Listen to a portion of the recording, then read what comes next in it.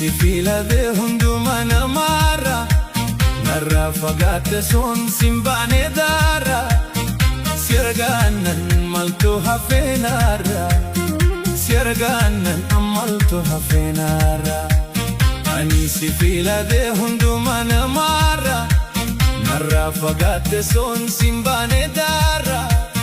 si argaanan maltu hafeenaarra si argaanan maltu hafeenaarra.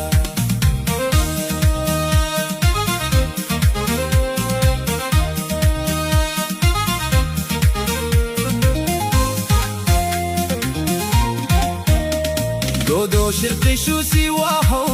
waliin ijaarranne akka simbirree dawaa nama lama taane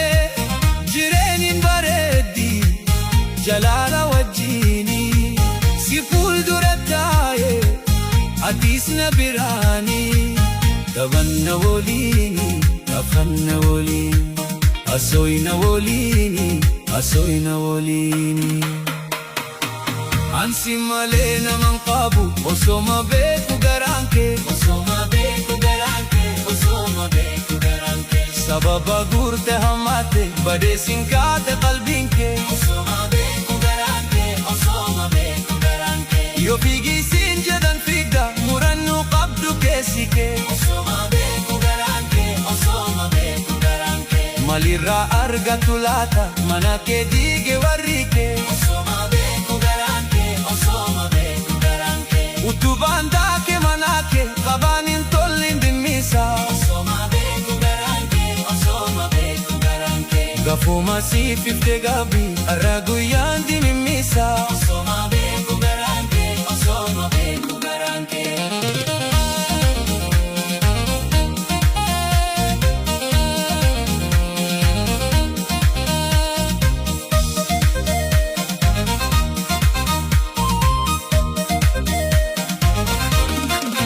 Ani si filade hundumaa namaarra narraa fagaatte soon simbaane daara si argaanan maltu hafeenaarra si argaanan maltu hafeenaarra. Ani si filade hundumaa namaarra narraa fagaatte soon simbaane daara si argaanan maltu hafeenaarra si argaanan maltu hafeenaarra.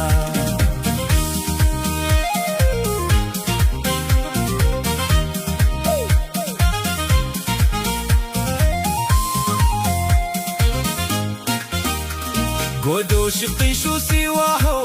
waliin ijaarranne akka simbirree dawaa nama lama taane jireenyin bareeddi jalaala wajjiini si fuuldura taaye atiis na biraani